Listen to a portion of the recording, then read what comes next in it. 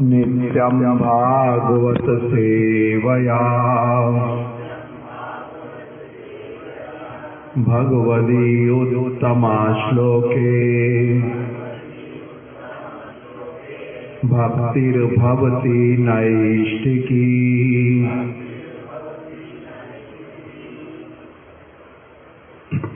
श्रीमद्भागवतम सप्तम स्कंद नवम अध्याय। श्री नारद उवाच एवं सुरादया सर्वे ब्रह्मरुद्रपुरासरा नोपैतुं शक्नयामन्यो संरम्भं सो दुरासदम्। श्री नारद जी ने युधिष्ठिर महाराज जी से कहा, श्रीमद्भागवत सप्तम स्कंद प्रथम अध्याय में संवाद प्रारंभ हुआ था। इसका इको कम कर दो। श्री नारद जी और युधिष्ठिर महाराज जी। नारद जी युधिष्ठिर महाराज जी के प्रश्न करने पर उनको ये सारा प्रसंग श्रवण कराने लगे थे। इसीलिए अब नवम अध्याय के प्रारंभ में सबसे पहले बतलाया कि श्री नारद जी ने युधिष्ठिर महाराज जी को कहा, ब्रह्मा रुद्र आदि ये सभी देवता, इन्होंने यद्यपि आगमन तो किया जहाँ पर नरसिंह देव प्रहलाद महाराज जी के समक्ष प्रकटित हुए, हिरण्यकश्यपु का वध कर दिया। वहाँ पर ब्रह्मा रुद्र इत्यादि देवता सभी आ तो गए, किंतु वो लोग दूर खड़े हुए थे और दूर से ही उन्होंने प्रभु का स्तव किया, श्री नरसिंह देव का, जो अभी तक हम लोगों ने श्रवण किया है। ऐसा करने पर भी वो नरसिंह भगवान के निकट नहीं जा पाए। दूर से खड़े होकर के उन्होंने स्तव किया था, किंतु निकट में नहीं जा पाए। समीपे जाइते असमर्थ होइलन, निकट में जाने में असमर्थ रहे। क्या उनका चलने का सामर्थ्य नहीं है?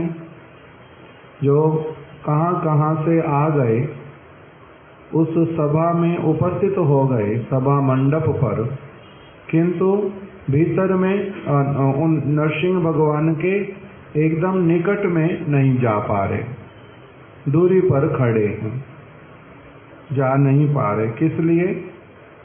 क्योंकि उन्होंने सबने देखा कि नरसिंह भगवान जो है रोषाविष्ट, रोष में आविष्ट हैं, रोष है उनके हृदय में, क्रोध है। इसीलिए वो अभी क्रोधमय मूर्ति है, रोष है उनका बहुत। किसके ऊपर वो रोष अभी और निकल जाएगा निकट जाने पर, ये उनका भय है। किस लिए? कि तुम्हारी भी ब्रह्मा जी यदि निकट में जाएं, उनके मन में स्तुति तो उन्होंने कर दी, किंतु निकट में जाने पर भय हो रहा है कि इनका रोष मेरे प्रति निकलेगा अच्छे से, कि तुम्हारे को बुद्धि नहीं है। किस लिए तुमने ऐसे सारे वर दिए थे इसको, हिरण्यकश्यपु को? किस लिए उसको इतना आगे आने दिया? इंद्र यदि आगे आते हैं, इंद्र के ऊपर रोष हो सकता है कि तुमने इतना अधिक इसका जो विरोध सहन किया, उसके लिए तुम कोई प्रतिकार नहीं कर पाए। अलग अलग प्रकार के देवताओं के ऊपर अलग अलग प्रकार से रोष हो सकता है, इसलिए उन सब के हृदय में क्या है? भय। इसलिए रोष आविष्ट मूर्ति श्री नरसिंह देव की देख करके वो निकट में जाने में असमर्थ हुए, निकट नहीं जा पाए। नरसिंह देव को बोल दिया कि रोषाविष्ट और सुदुर्गम। सुदुर्गम मतलब कोई कोई ऐसा स्थान होता है जिसको बोलते हैं सुदुर्गम है। सुदुर्गम अर्थात अत्यंत कठिन, जहां पर पहुंचना, सुदुर्गम स्थान। जैसे कोई कोई देव मंदिर पर्वत के ऐसे स्थान पर होता है जहां पर पहुंचना बड़ा दुर्गम। दक्षिण भारत का एक कोई स्थान जहां पर एक वर्ष में वो लोग एक बारी केवल मात्र प्रयास करते, कुछ कुछ साधु लोग पहुंचने का। पर्वत का बहुत एकदम से ऐसा खड़ा हुआ चट्टान है जिसके सबसे आगे वाले स्थान पर जो है नरसिंह भगवान का विग्रह पूरा स्वाभाविक रूप में बना हुआ, स्वाभाविक रूप में बना हुआ मेरे फोन में है। उसमें माला जब पहनाते हैं वो कम से कम उनको माला पहनानी पड़ती 20 मीटर की, तब जाकर के उनके विग्रह पर पूरी आती है। और वो चट्टान जो है बहुत पतली और बहुत आगे तक जाती है, ऐसे एकदम से बहुत ऊंचे स्थान पर। उसके नीचे बहुत खाई जैसा सारा आता है, किंतु वहां पर भी चढ़ करके जाते हैं। तो जो ऐसे स्थान, इसको क्या बोलते हैं? सुदुर्गम, जहां पर जाने के लिए सोचना जो है बड़ा कठिन, इसको बोलते सुदुर्गम स्थान। तो इसी प्रकार से नरसिंह भगवान अभी इन देवताओं के निकट में होने पर भी नरसिंह भगवान इनके लिए कैसे थे? सुदुर्गम, रोषाविष्ट हैं। सुदुर्गम क्यों हो रहे हैं इनके लिए? स्थान निकट में ही है, बिल्कुल कोई अधिक दूरी नहीं है। मान लो यहां पर नरसिंह भगवान बैठे, यहीं पर ही देवता लोग खड़े हुए, किंतु तब भी कह रहे हैं उनके लिए सुदुर्गम। क्यों? क्योंकि रोषा आविष्ट हैं और इनका सामर्थ्य नहीं हो रहा, साहस नहीं हो रहा उनके निकट में जाने का। नरसिंह भगवान को कहा सुदुर्गम, रोषा आविष्ट, और उनके निकट ये लोग जाने में असमर्थ हो गए, नहीं जा पा रहे।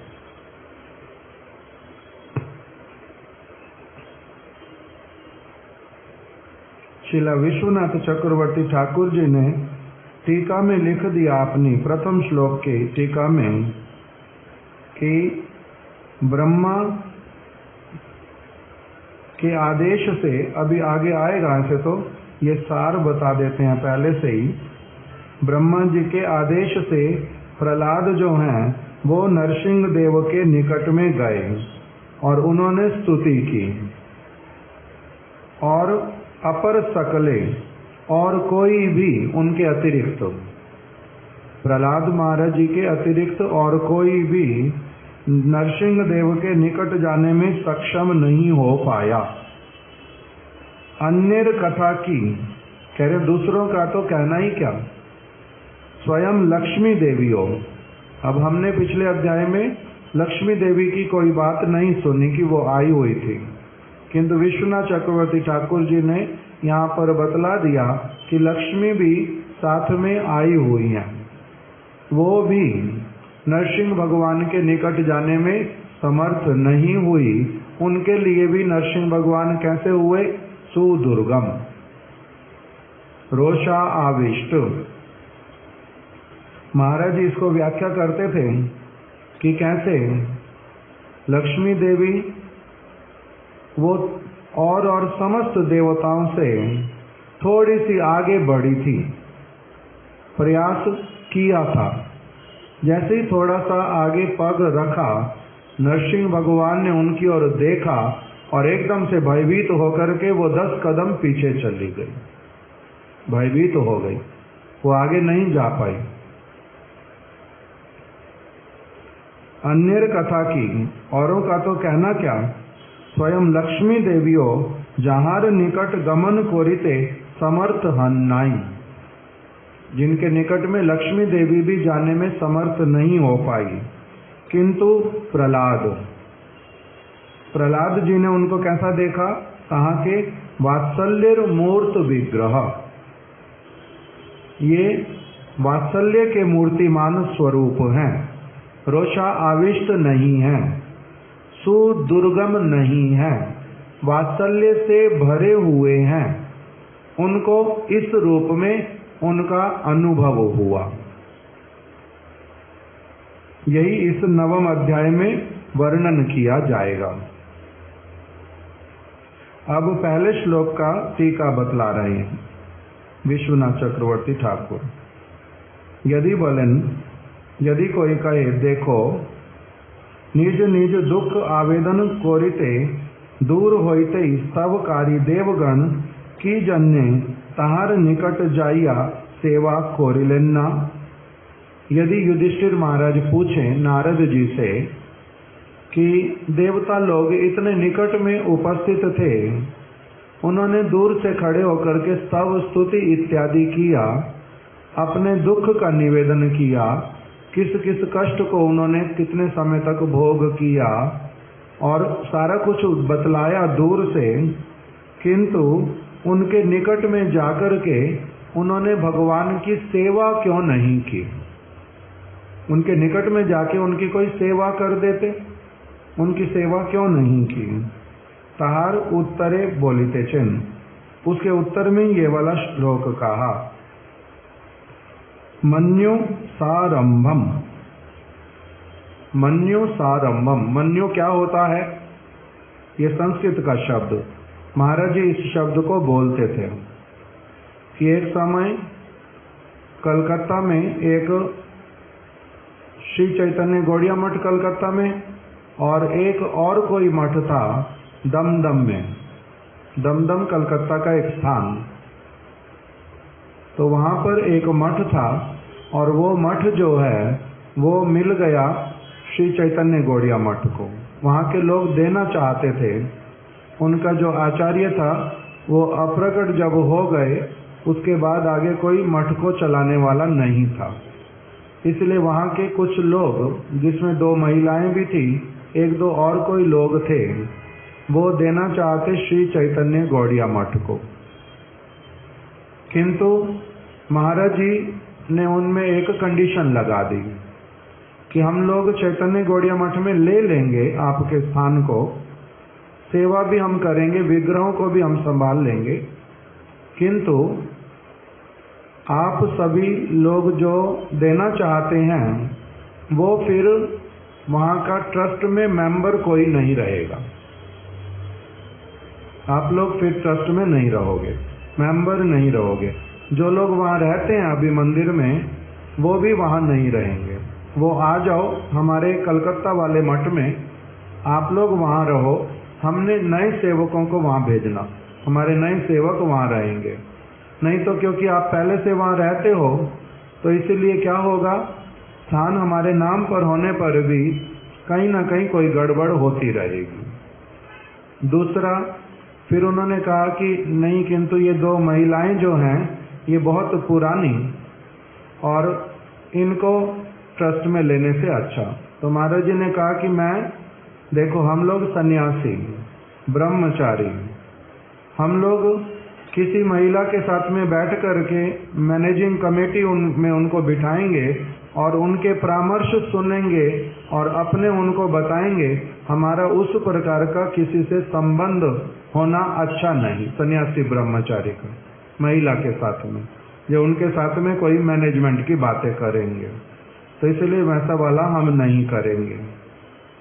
तो जैसा भी हो, उन्होंने किंतु अपनी कंडीशंस रखी और महाराज जी के गुरु भाई लोग, अलग अलग कुछ लोग उन्होंने महाराज जी को, प्रभुपाद जी के भी एक शिष्य जगमोहन प्रभु, उन्होंने कहा केवल आप ये सारी बातें बोल रहे हो, बाकी सभी लोग कह रहे हैं धीरे धीरे ठीक हो जाएगा, ले लेते हैं। तो महाराज जी ने कहा मेरा इसमें सहमति नहीं है। किंतु तब भी जगमोहन प्रभु जो प्रभुपाद जी के शिष्य थे, उन्होंने कहा जे महाराज आप साइन कर दो कि हम ले रहे हैं, आप साइन कर दो। तब महाराज जी ने बोला ठीक है, मैं साइन कर दूंगा आपके कहने पर, ये लिख दूंगा साथ में कि मेरा इच्छा नहीं था सिग्नेचर करने का, जगमोहन प्रभु के कहने पर मैंने ये सिग्नेचर कर दिए हैं, ये मैं लिख करके तब सिग्नेचर कर दूंगा। हाँ हाँ ठीक है, लिख दो। लिख दिया, क्योंकि सेक्रेटरी थे महाराज जी, उसके बिना हो नहीं सकता था, सिग्नेचर के बिना उनके। तो इस तरह से ले लिया। किंतु वो जो लोग वहां रहते थे वो वहीं रहे। फिर बाद में क्या हुआ कि कुछ ऐसी वाली परिस्थिति बनी, असुविधा हुई कि वहां पर एक मर्डर हो गया। कुछ दिन के लिए जो मंदिर है उसको बंद करना पड़ा, विग्रह का सेवा नहीं हो पाया। तब महाराज जी ने गुरु महाराज जी के पास आकर के एक बात बोली कि महाराज जी हमें मन्यु नहीं लगेगा। मन्यु मतलब जो ये वाला शब्द यहाँ लिखा हुआ, मन्यु शब्द का अर्थ होता है दोष लगना। विग्रह का सेवा हम लोगों ने अपने हाथ में लिया और अब मंदिर बंद हो गया, ताला लगाया पुलिस ने, ठाकुर जी का अभिषेक होएगा नहीं, भोग राग होएगा नहीं, आरती होएगी नहीं, मंदिर खुलेगा नहीं, इसका दोष नहीं लगेगा, मन्यु नहीं लगेगा। तो इसको बोलते हैं मन्यु लगना। तो इसी बात, ये शब्द कहाँ का है? भागवत का। और शिला विश्वनाथ चक्रवर्ती ठाकुर मूल श्लोक के मन्यु शब्द से क्या कह रहे हैं? मन्यु सारंभम, क्रोधेर द्वारा सारंभ बोलिते आवेश जाहर। नरसिंह भगवान का क्रोध उत्पन्न हुआ। क्रोध का कारण क्या है? किसी का दोष हुआ है, किसी न किसी का दोष हुआ है, तभी तो उनको क्रोध है। तभी तो अब हिरण्यकश्यप का भी दोष है, मन्यु है, किंतु औरों का भी उसमें मिला हुआ है। इसीलिए यहाँ पर क्या हो गया? मन्यु सारंभम, क्रोधेर द्वारा सारंभ बोलिते आवेश जाहर। तहाँ के अर्थात रोषाविष्ट श्री नरसिंह देवेर समीपे, रोष में जो आविष्ट हैं, क्रोधित हैं, जो जिनको ये पता है भली प्रकार से कि किस किस का दोष हुआ है। मन्यु जो है किस किस को लगा है, लगेगा, दोष किस किस का हुआ है, इसलिए वो जानते हैं अच्छी तरह से। इसलिए देवता लोग उनके निकट में जा नहीं पा रहे। क्यों? क्योंकि इन्होंने दोष किया हुआ है, इनका अपना ही दोष उनको उनके निकट नहीं जाने दे रहा, मन्यु लगा हुआ है। साक्षात श्री प्रेषिता देवैर दृष्ट्वा तम महद अद्भुतम अदृष्टा अश्रुत पूर्वत्वात् सा नोपयेयाय शंकिता। अब दूसरे श्लोक में आ गया लक्ष्मी जी का नाम। लक्ष्मी देव गण कर्तृक प्रेरिता होइले। समस्त देवता लोग जो वहां थे, देवियां थी, उन सब ने लक्ष्मी जी को अपना प्रधान बना करके कि आप कृपा करके आगे जाओ और हम सबकी ओर से आप ही उनको प्रसन्न करो और हमारा जो दोष इत्यादि हुआ उसके लिए क्षमा प्रार्थना करो। लक्ष्मी जी को आगे प्रेरित किया। वो आगे जैसे हुई, किंतु भगवानेर एई अदृष्ट और अश्रुत पूर्व अद्भुत रूप दर्शन पूर्वक शंकिता होइया तहार समीप वर्तनी होइते पारिले ना। लक्ष्मी जी के लिए भी ये वाला स्वरूप कैसा था?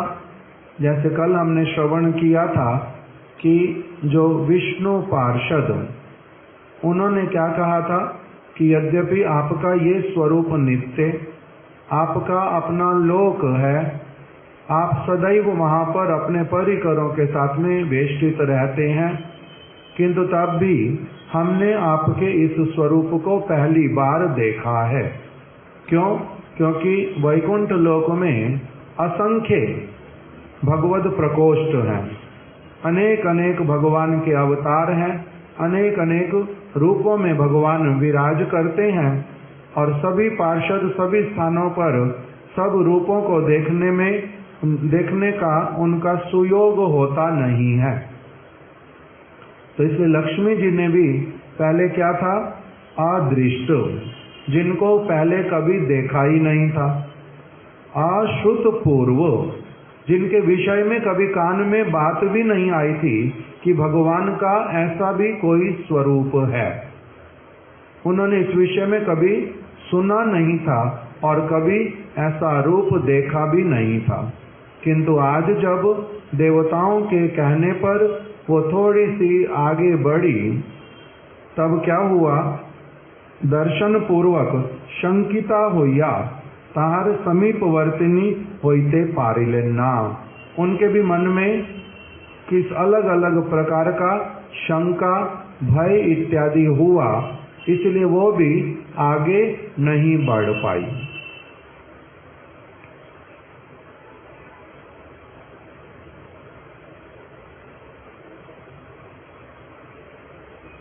अब यहाँ पर टीका में बता दिया, नरसिंह रूप पूर्व कल्प में दिखाई देने पर भी अलग अलग कल्प में दिखलाई देते हैं। कल्प किसको बोलते हैं? एक बहुत लंबा समय, बहुत लंबा समय। कल्प भेद से अर्थात भगवान राम, भगवान श्री कृष्ण, श्री चैतन्य महाप्रभु और भगवद अवतार कल्प कल्प भेद में अलग अलग कल्प में सब समय आते हैं, किंतु कल्प मतलब बहुत बड़ा लंबा समय। नवल किशोर को पता? 4 युग पहले, फिर एक साथ में इनको कहते महायुग, फिर ये 71 बार हो गए, तब ये क्या बन गया? एक मनवंतर। फिर ये एक मनवंतर जब 14 बार हो गए, तब क्या हो गया? ब्रह्मा जी का एक दिन। फिर ब्रह्मा जी की एक रात्रि भी इतनी बड़ी। ऐसे वाले 100 वर्ष जब ब्रह्मा जी की आयु हो जाती है, यही तो ब्रह्मा जी का एक दिन एक कल्प कहलाता है, ठीक है। 100 जब उनका पूरा जन्म हो जाता तब क्या होता है? फिर ये तो उनकी आयु, तो उनकी आयु 100 कल्प की है, इसका अर्थ 100 वर्ष की, तो एक दिन अगर उनका एक कल्प हुआ, एक वर्ष में 360 कल्प, फिर 360 मल्टीप्लाई 100, उतने ब्रह्मा जी की आयु। जैसा भी हो, तो यहाँ पर बतला रहे हैं कि नरसिंह देव यद्यपि किसी कल्प में पहले दिखलाई भी दिए और वैकुंठ में सदैव वो रहते हैं, वैकुंठ में तो रहते ही हैं सदैव, रहने पर भी तिनि दृष्ट रूपे थाकिल्यो तत्काले अदृष्ट ओ अश्रुत रूपे जे प्रतीति। लक्ष्मी जी भी उनके साथ में ही रहती हैं। नरसिंह भगवान अपनी शक्ति के बिना तो रहते नहीं, वो अपनी शक्ति के साथ में ही रहते हैं, सब समय ही रहते हैं।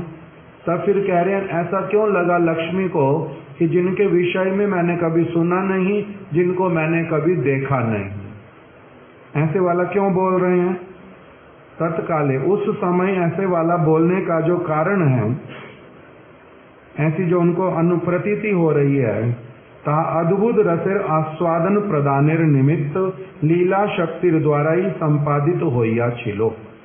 भगवान की योग माया शक्ति के द्वारा ही ये कार्य हो गया। लक्ष्मी को क्या प्रतीत हुआ कि ये पहली बारी इतना रोष में आविष्ट मैं देख रही हूँ। इस प्रकार का स्वरूप मैंने कभी देखा नहीं है। योग माया ने उनको इस प्रकार से करवा दिया। यद्यपि वो नरसिंह जी के साथ में ही रहती हैं, नित्य स्थान पर, नित्य वैकुंठ में, उनके विषय में बहुत कुछ सुनती हैं, जानती हैं, किंतु आज उनको कैसा लगा जैसे माता यशोदा कृष्ण की नित्य माता हैं, नंद बाबा उनके नित्य पिता हैं, किंतु इस जगत में जब भगवान प्रकटित होते हैं, उनको भी प्रकटित करवाते हैं, तब उनको योग माया के प्रभाव से क्या अनुभव होता है कि हमारा बालक जो है वो अभी जन्म लेगा, हम इच्छा करते हैं हमारा बालक हो।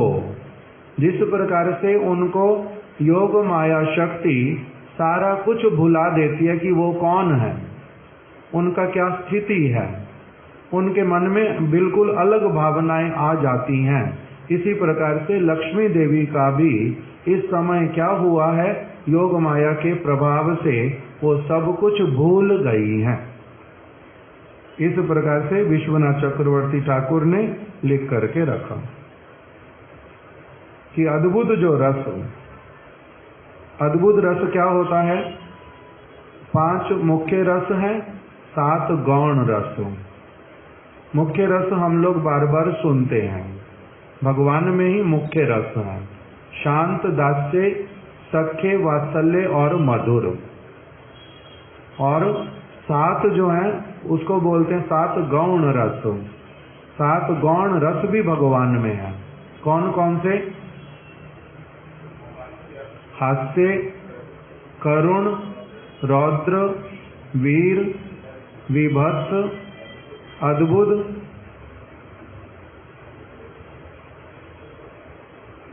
जो हो, तो ये 7 भगवान में गौण रस हो, अर्थात वो भी भगवान में ही है। भय, भगवान भी भयभीत होते हैं, ये भी एक प्रकार का रस है, आनंद है। भयभीत होने में भी एक आनंद है और आश्चर्य में भी एक आनंद है, रौद्र रूप धारण करने में भी एक आनंद है। उसलिए इसको भी क्या कहा जाता है? रस।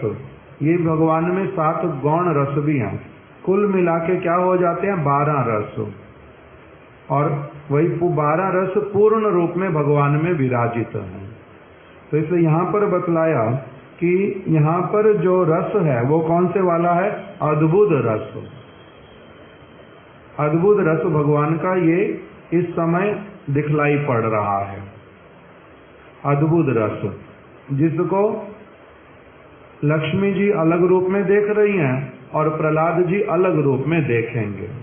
अद्भुत अर्थात जिसको कभी देखा ही नहीं पहले, आश्चर्यचकित कर देने वाला, धारणा से, कल्पना से परे वाली बात और बहुत विशेषताओं से युक्त, इसलिए उसको क्या कह देते हैं? अद्भुत। तो इस अद्भुत रस का आस्वादन प्रदान करने के लिए ही ये लीला शक्ति के द्वारा संपादित हुआ था। अद्भुत रस को प्रकटित करने के लिए भगवान भी उसका आस्वादन करेंगे, भक्त लोग भी उसका आस्वादन करेंगे। प्रहलादम प्रेषयामास ब्रह्मावस्थित मंतिके तात प्रशमयोपेहि स्वपित्रे कुपितम प्रभुम। तद अनंतर ब्रह्मा ने अपने निकट में ही खड़े हुए प्रहलाद को भेजने के उद्देश्य से कहा। उनको भेजना चाहते नरसिंह भगवान के निकट में, इसलिए ब्रह्मा जी ने प्रहलाद जी को कहा, जो उनके बिल्कुल निकट में खड़े हुए थे, हे तात, तात मतलब पुत्र, हे वत्स, हे बालक, तुम क्या करो, तुम ही उहार निकटे गिया, तुम ही नरसिंह भगवान के निकट में जाओ, तुम्हार पितार प्रति कुपित प्रभु के शांत करो। जो प्रभु हैं वो तुम्हारे पिता के प्रति ही कुपित हैं, क्रोधित हैं। तुम्हारे पिता का वध करने के बाद में भी उसके प्रति अभी तक भी उनका क्रोध है। इसे तुम क्या करो? तुम्हारे पिता के प्रति क्रोधित हैं, इसलिए तुम क्या करो? तुम ही उनके निकट जाओ, तुम उनको शांत करो। कैसे वाली देखो बात है।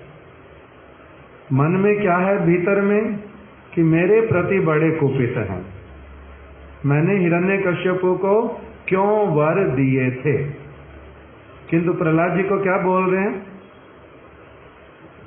तुम्हारे पिताजी के प्रति कुपित थे, इसीलिए तुम्हारा संबंध है, तुम्हारे प्रति उन्होंने अत्याचार किए थे ना बहुत, हिरण्यकश्यप ने, इसलिए तुम्हारे पिता के प्रति उनका बड़ा कोप हुआ। इसलिए तुम ही निकट में जाओ और क्या करो? प्रभु को शांत करो। तुम निकट में जाओ। और प्रहलाद जी ने क्या कहा? तथेति, तथास्तु, जैसा आप कह रहे हैं वैसा करता हूं। तथेति शनकई राजन महाभागवतो हर भका उपेत्या भुवि कायेना न नाम विधुतांजलि। हे राजन, नारद जी युधिष्ठिर जी को कह रहे हैं, हे राजन, महाभागवत बालक अर्थात प्रहलाद। कौन है ये? महाभागवत, बहुत श्रेष्ठ भक्त। महाभागवत गुरुदेव ही कौन? गुरुदेव हैं इनके नारद ऋषि, और गुरुदेव ही इनकी महिमा गान कर रहे हैं युधिष्ठिर के सामने। क्या कह रहे हैं? कि वो बालक जो है वो मेरा शिष्य होने पर भी उसने मुझे कृतार्थ कर दिया। वो कौन है? महाभागवत, परम भक्त है। महाभागवत बालक ने क्या कहा? ताहा ही हईबे, जैसा आप कह रहे हो वैसा ही करूंगा। ये कहकर के धीरे धीरे भगवान के निकट में उपस्थित हुए। एकदम से भगवान के सिंहासन के पास में आकर के उपस्थित हो गए। और उन्होंने क्या किया? मस्तके अंजलि बंधन पूर्वक अपने मस्तक के पास में अर्थात सिर के पास में अपने हाथों को जोड़ लिया, और जोड़ करके देह के द्वारा, अपने शरीर के द्वारा साष्टांग भूमि पर गिर करके नरसिंह भगवान को प्रणाम किया। सिंहासन के पास में पहुंच गए और जाकर के वहां पर जैसे हम लोग भगवान के सामने प्रणाम करते हैं, अपने हाथों को सिर के पास रख लेते, ऊपर ले जाते, हाथ जोड़ लेते हैं, उसी प्रकार से प्रहलाद जी ने अपने हाथों को जोड़ करके भगवान को साष्टांग प्रणाम किया। स्वापाद मूले पतितम समर्भकम विलोक्य देवा कृपया परिफुलोता उत्थाप्य तशीर्ष दधात कराम्बुजम कालाहि वित्रस्तदिदाम कृताभयम। प्रहलाद को अपने चरण कमलों में पड़ा हुआ देख करके करुणा से जिनका चित्त जो है, हृदय एकदम से पिघल गया। बालक को प्रणाम करते देख करके उसको देखने से ही हृदय में करुणा जो है वो उदित हो गई। क्रोध वाला भाव पूरी तरह से चला गया, करुणा वाला भाव अब हृदय में आ गया। करुणा से द्रवीभूत चित्त वाले भगवान ने क्या किया? कहा कि उत्थापन पूर्वक स्वयं नीचे की ओर जाकर के प्रहलाद जी को उनके हाथ, दोनों कंधों से, हाथों से पकड़ करके उनको खड़ा किया। कहा कि उत्थापन पूर्वक उनको खड़ा किया। काल सर्प भीत जनगणेर अभय दात्री कर कमल प्रहलादेर मस्तके अर्पण कोरिलेन। और फिर पहले उनको उठाया अपने हाथों से उठा करके जब वो बालक खड़ा हो गया तब उसके मस्तक के ऊपर भगवान ने क्या किया, नरसिंह देव ने अभय दात्री, अभय प्रदान करने वाले, बिल्कुल भय रहित हो जाए व्यक्ति यदि उनका हाथ जो है किसी के मस्तक पर आ जाए कि मैंने क्या किया, मैं अपना हाथ जो है तुम्हारे मस्तक पर रखता हूँ, अर्थात तुम्हें स्वीकार करता हूँ। यदि भगवान किसी के प्रति इस प्रकार की भावना से युक्त हो जाएं तो उससे ही क्या होता है, एक व्यक्ति के सारे भय पूर्ण रूप में चले जाते हैं। तो वही भगवान ने अपने वही कर कमल जो क्या करता है, सीधा हाथ, अभय दात्री कर कमल, जिस हाथ से सबको अभय प्रदान करते हैं, वही वाला अपना हाथ जो है वो प्रहलाद महाराज जी के मस्तक पर रख दिया, अर्पण कर दिया।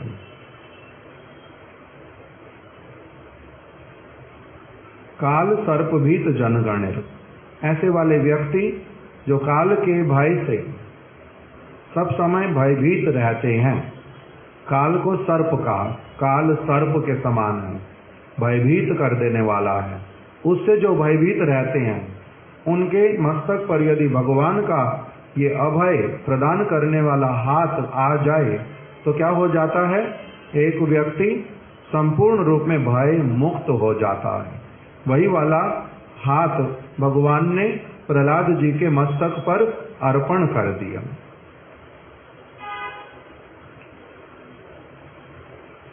सा तत् कर स्पर्श धूताखिला शुभा,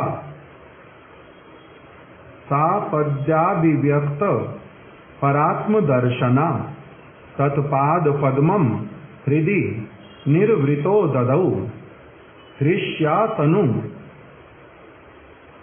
क्लिन्नर हृद अश्रुलोचना।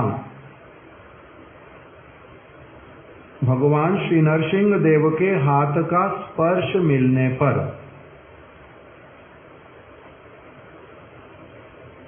समस्त अशुभ जो हैं वो विदूरित हो गए। सब प्रकार के अशुभ किसके मस्तक पर रखा हाथ, प्रहलाद जी के।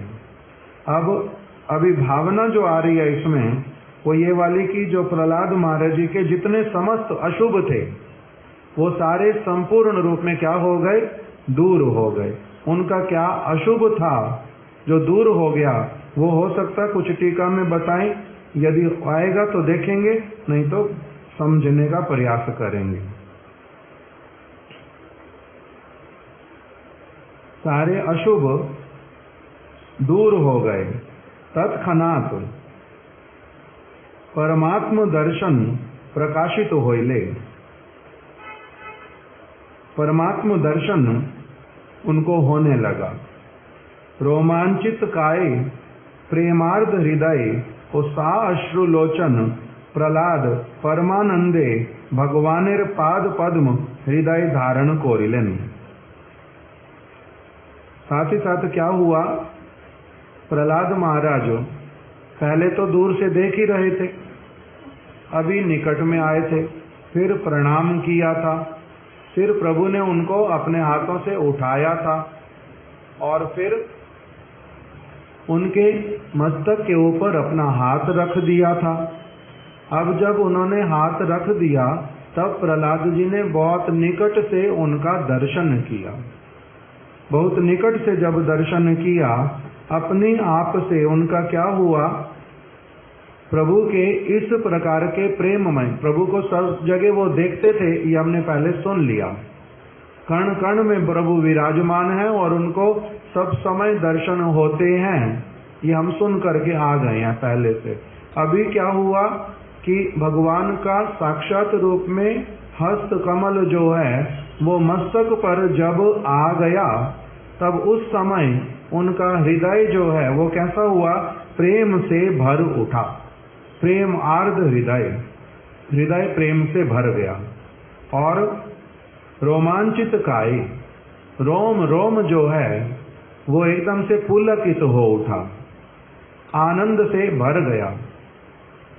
सा अश्रुलोचन, और आनंदमय अश्रु जो हैं वो नेत्रों से प्रवाहित हो चले। ऐसे वाले प्रहलाद महाराज जी ने परम आनंद पूर्वक भगवान के चरण कमलों को अपने हृदय में धारण किया,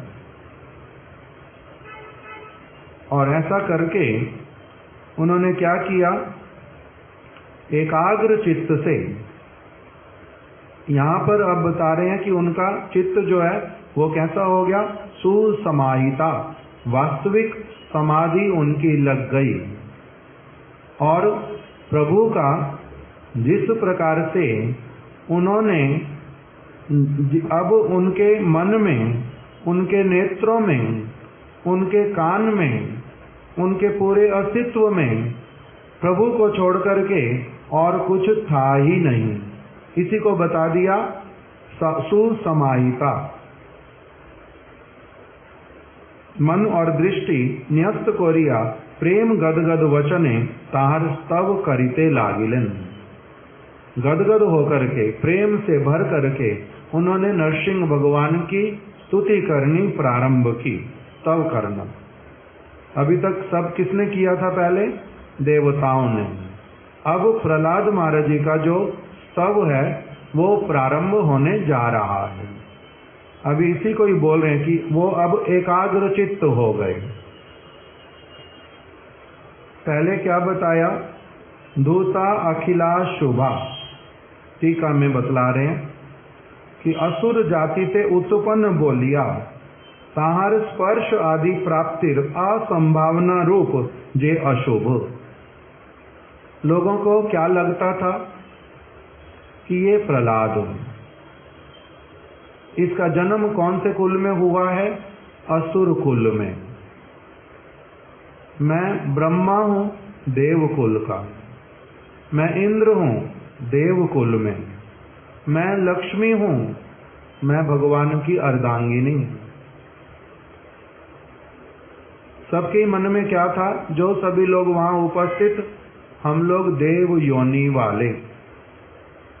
ब्रह्मा जी का तो क्या था, देव योनि भी नहीं, मैं तो ब्रह्म योनि, मेरा जन्म भगवान से हुआ, साक्षात नारायण से, उनके नाभि कमल से मैं उत्पन्न हुआ हूं। ये जो सारा का सारा जन्म का, देवकुल का जो सारा उनका भावना था, और प्रहलाद जी के विषय में क्या भावना थी, इसका जन्म हुआ कयादु से, पिता इसके हिरण्यकश्यपु, उसके औरस से इनका जन्म हुआ है, असुर कुल में आया है। इसलिए ये क्या है, असुर कुल में आने वाला जो बहुत दूर वाला भी अगर माने थोड़ा सा कुछ न कुछ इसका अशुभ है, तभी तो इसी कुल में इसको जन्म लेना पड़ा। इसीलिए ये संभावना बिल्कुल भी नहीं थी कि भगवान इसके मस्तक पर अपना हाथ रखेंगे। ये तो असुर कुल में जन्मा, इसका कुछ अशुभ है। किंतु प्रहलाद जी का ये कोई अशुभ नहीं था। शरीर वाला देव कुल में आना और असुर कुल में आना, इससे कुछ आता जाता नहीं है। इस बात को नरसिंह भगवान ने अपना हाथ प्रहलाद के मस्तक पर रख करके प्रमाणित कर दिया कि जो सभी लोग सोच रहे थे असुर जाति में उत्पन्न हुआ है ये प्रहलाद, इसको भगवान का स्पर्श जो है वो उसकी प्राप्ति की असंभावना है, संभावना नहीं है, असंभावना है, होगा ही नहीं ऐसा। किंतु प्रभु ने क्या किया, ये जो अशुभ वो लोग सोच रहे थे, उस अशुभ को अपने हाथ रखने से ही इन्होंने क्या कर दिया, उस अशुभ को दूर कर दिया। अर्थात उनके मन की बात को पूरी तरह से गलत प्रमाणित करके उसको, उनके संशय को, उनके विचार को खंडित कर दिया। इसी का नाम क्या कह दिया, अशुभ का नाश। प्रहलाद जी का कोई अशुभ था ही नहीं। जो देवता लोग सोचते थे उसको भी भगवान ने क्या कर दिया, दूर कर दिया। इसलिए क्या है, सतकुल आदि नहीं भजनेर योग्य, हीन जाति नहीं भजनेर अयोग्य। क्या है वो प्यारो? ये सारे महाप्रभु ने इन विचारों को, जो कि बड़े बड़े लोग नहीं ले पा रहे थे, सारा कुछ भागवत होने पर भी उसी बातों को महाप्रभु ने, प्रभुपाद जी ने स्थापित किया जगत में, कि देखो भगवान की कृपा कैसी वाली होती है। भगवान का भक्त कहीं पर भी क्यों ना हो, देव योनि से भी श्रेष्ठ हो सकता है, यदि उसके हृदय में क्या हो, भक्ति हो। तो इधर यही वाला बात बता दिया। कहा श्री नरसिंह देवेर कर स्पर्शे निरस्त होइयाचे जहार, सही प्रहलाद, वही प्रहलाद महाराज जिनके ऊपर ये लेबल लगा हुआ था कि ये असुर कुल में जन्मे हैं, वो पूरी तरह से क्या हुआ, हट गया देवताओं के चित्त में से। ऐसे प्रहलाद अभिव्यक्त बोली थे पूर्व सिद्ध ही। तत्काले सर्वतो भावे प्रकाशित होइयाचे परमार्थ दर्शन, अर्थात परमात्मार अनुभव जहार, से ही प्रहलाद। कह रहे हैं यद्यपि प्रहलाद महाराज पूर्व सिद्ध थे, अर्थात भगवान के दर्शन उनको पहले से सब समय हो रहे थे, किंतु आज जो है वो क्या हुआ, परात्म दर्शन, अर्थात परमात्मा का साक्षात रूप में स्पर्श करने वाला, देखने वाला, अत्यंत निकट वाला उनको अनुभव हुआ। अस्तौषी धरी मेकाग्र मनसा सुसमाहिता प्रेम गद गदया वाचा तन्यस्त हृदय क्षणा।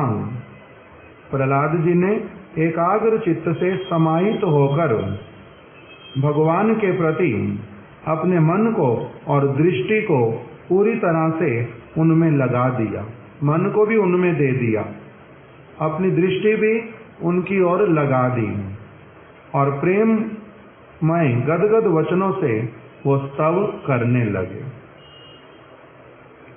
विश्वनाथ चक्रवर्ती ठाकुर ने यहाँ पर बोल दिया, सम्यक रूपे समाधि बोलिते चिन्ह, अर्थात वास्तविक समाधि किसको कहते हैं, इस अवस्था को समाधि कहते हैं। जब एक व्यक्ति का मन, व्यक्ति का नेत्र पूर्ण रूप में भगवान में लग जाता है, तब उसको कहते हैं ये अब क्या हो गया, समाधि वाली अवस्था को प्राप्त हुआ, और भगवान उसको वही अपना दर्शन और अपना पूर्ण स्वरूप दिखला देते, अनुभव कराते, जिससे कि उसका मन वहीं लगता और कहीं जाता ही नहीं। तब उस अवस्था को क्या कहते हैं, समाधि।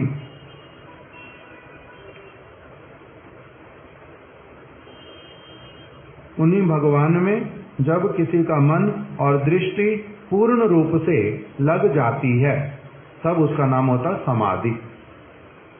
श्री प्रहलाद उवाचा, प्रहलाद महाराज जी ने कहा, ब्रह्मादया सुरगणा मुनयो हत सिद्धा सत्वैक तान गतयो वचसाम प्रवाहि नाराधितुम पुरु गुणैर अधुनापि पिश्रु किम तोष्टुम अर्हति स्मे हरि रुग्रजाता। श्री प्रहलाद ने कहा, सत्व गुणे अनन्य चित्त ब्रह्मा आदि देव ऋषि और सिद्धगण अद्यापि बहुगुण युक्त वाक्य प्रवाह द्वारा जहार आराधना करते समर्थ हन नहीं। घोर असुर जाति उत्पन्न हमार स्तवे कि सही हरि तुष्ट होइबेन। कह रहे हैं कि मेरे सामने ही इतने सारे ये देवता जो सारे किस में स्थित रहते हैं, सत्व गुण में। इनमें तमोगुण की मात्रा बहुत कम, इनमें रजोगुण की मात्रा बहुत कम। अधिकांशतः इनमें कौन सा गुण प्रधान रहता है, सतोगुण। जो ये सतोगुण जिनमें प्रधान इन समस्त देवताओं के द्वारा कितने सुंदर सुंदर वचनों के द्वारा इन्होंने स्तुति की, उसके द्वारा ही जो प्रभु संतुष्ट नहीं हुए, प्रहलाद जी ने ही बोल दिया, उनको पता चल गया। कैसे पता चल गया? प्रभु संतुष्ट नहीं हुए, इन्होंने प्रार्थनाएं की, एक एक करके सबने की, किंतु प्रभु प्रसन्न नहीं हुए। ये छोटे से बालक प्रहलाद को पता चल गया। कैसे पता चला? प्रभु का क्रोध शांत हुआ ही नहीं, प्रभु ने इनकी ओर देखा तक भी नहीं, प्रभु ने इनसे बात ही नहीं की, प्रभु ने इनको बुलाया ही नहीं अपने निकट। इसी से क्या पता चला? प्रभु इनके वचनों को सुन करके भी इनसे संतुष्ट नहीं हुए। भले ही इन्होंने क्या किया ये भी बोल रहे हैं साथ में, बहुगुण युक्त वाक्य प्रवाह द्वारा इनके जो वाक्य थे जो इन्होंने बोले, वो उसमें भी बहुत प्रकार के गुण भी थे, बहुत प्रकार के गुण युक्त वाक्य, मधुर वाक्य, कुछ विशेष अर्थों वाले वाक्य, किंतु तब भी प्रभु प्रसन्न हुए नहीं। भागवत का कौन सा श्लोक है जो इस बात को बोलता है कि यदि भक्ति से ना बोले गए हों वचन, जितने भी अच्छे क्यों ना हो, वो कौओं के बैठने का तीर्थ स्थान है, वहां पर साधु ही बैठता नहीं, भगवान क्या प्रसन्न होंगे उससे। दूसरी तरफ से बताया, यदि भक्ति हृदय में हो, वाक्य बिल्कुल सुंदर नहीं बोल पाते, उल्टे पलटे बोलते हैं, व्याकरण का भी ज्ञान नहीं है, भाषा भी तोतली है, तब भी यदि बोलते हैं तब भी भगवान प्रसन्न हो जाते। तद्वाग विसर्गो, ये वाला श्लोक एक है, एक इससे पहले वाला, ये दो श्लोक हैं। एक श्लोक में बोलते हैं कि चाहे जितने अच्छे वचन हो, जितना वाक चातुर्य हो, जैसे कोई कोई व्यक्ति क्या करता है कि मन में आपके प्रति अच्छी भावना नहीं है, किंतु अपना काम निकालने के लिए आपके साथ में बड़े मधुर रूप में बात करते हैं। आप कैसे हैं, आपका सुना था स्वास्थ्य ठीक नहीं था, मैं आपका कुछ सेवा कर दूं, आप कहें तो मैं किसी को भेज ही दूं आपके पास में। बड़े मधुर मधुर वचन कह करके, ताकि ये मेरे को अच्छा भी माने और मेरा कभी काम भविष्य में हो तो वो भी मेरा इनसे बन जाए। मैं हृदय से सच में ऐसा नहीं कह रहा हूँ, मन में तो क्या चाहता हूँ, ये फॉर्मेलिटी कर रहा हूँ कि अगर इन्होंने कह दिया आफत ही आ जाएगी, चलो कोई नहीं, फिर भी एक आधे दिन के लिए किसी को भेज देंगे। इस प्रकार से यदि कोई करे तब क्या होगा? तो इस प्रकार से जो मधुर वचन बोलने वाले लोग, उनको यहाँ पर भी जो बुद्धिमान लोग होते हैं ना, वो पकड़ लेते हैं कि ये भाषा इसकी बड़ी अच्छी, प्रेजेंटेशन बड़ा अच्छा, शब्द भी बड़े अच्छे अच्छे, नपे तुले, कोई फालतू की बात नहीं, किंतु हृदय में प्रेम नहीं है, ये किसी और कारण से ही वचन आ रहे हैं। तो जैसे यहाँ के लोग पकड़ लेते हैं, जो बुद्धिमान होते हैं, तो फिर भगवान पकड़ते या नहीं पकड़ते? पकड़ते हैं। इसलिए वो कहते उस तरफ उनका ध्यान जाता ही नहीं। इसलिए प्रहलाद महाराज जी ने बोल दिया कि यद्यपि मेरे सामने ही सत्व गुण जिनमें कितना प्रधान है, वही व्यक्ति जो अनन्य चित्त हैं, अभी अपने चित्त को सब ओर से हटा करके जिन्होंने केवल नरसिंह भगवान संतुष्ट हो जाएं, उसी के लिए अभी अपना एड़ी चोटी का जोर लगा दिया। उनके भी वचन सुन करके देवताओं के, ऋषियों के, सिद्धगण के, ब्रह्मा आदि देवता के, इनके भी बहुत गुणों से युक्त जो वचन, उसके द्वारा, उन वाक्यों के प्रवाह के द्वारा, और ऐसा नहीं कि उन्होंने रुक रुक के बोला हो और ऐसा लग रहा हो कि उनके वचनों में कुछ वो मिलावट कर रहे हैं, बड़े स्पष्ट रूप में अपना बोलते गए, किंतु वो भी आराधना करने में, जहाँ आराधना करते समर्थ हन नहीं, वो नरसिंह भगवान की आराधना करने में समर्थ नहीं हुए। वाक्य इतने अच्छे बोले, सामने आके उपस्थित हो गए, इतना मधुर वचन, कैसे हाथ जोड़े सबने, कैसे अपने मस्तक को भी झुकाया, दास की भांति खड़े हुए, किंतु तब भी ये आराधना नहीं कर पाए, नहीं हुई इनकी आराधना।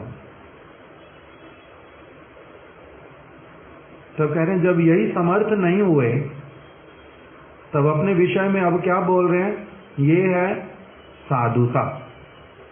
जहां पर श्रेष्ठ संग हो जाता, वहां पर स्वाभाविक जो दीनता आती है, वहां पर अभी इनका दर्शन करा रहे। क्या कह रहे हैं कि जहां पर वो लोग समर्थ नहीं हुए, घोर असुर जाति में उत्पन्न, मैं असुर जाति में उत्पन्न हुआ, वो भी कैसे वाले असुर के, यहाँ पर जो असुर वर्य है, असुरों में भी जो सबसे बड़ा असुर, घोर असुर कुल में उत्पन्न। फिर मेरे जैसे अमार स्तवे, क्या मेरे जैसे व्यक्ति के स्तव से ये हरि प्रसन्न होएंगे? सबसे पहले यही बात बोली कि हे हरि, कह उन्हीं को ही रहे हैं, किंतु इनडायरेक्टली, व्यतिरेक भाव से, कि जो उन सबके स्तवों से प्रसन्न नहीं हुए, इस घोर असुर कुल में उत्पन्न प्रहलाद के द्वारा कोई स्तव करने पर क्या वो हरि संतुष्ट होएंगे? इस प्रकार से सबसे पहले उन्होंने बात बोली। अब हम लोग इससे अगला श्लोक जो वो बोलेंगे, इस श्लोक में भी जो टीका है उसको हम लोग कल पढ़ेंगे। ये चला गया।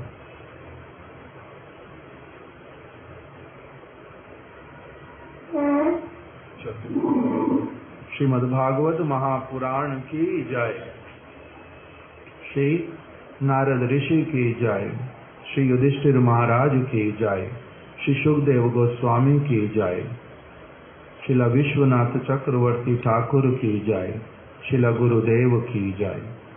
वृंदायै तुलसी देव्यायै प्रियायै केशवस्य च कृष्ण भक्ति प्रदे देवी सत्यवत्यै नमः।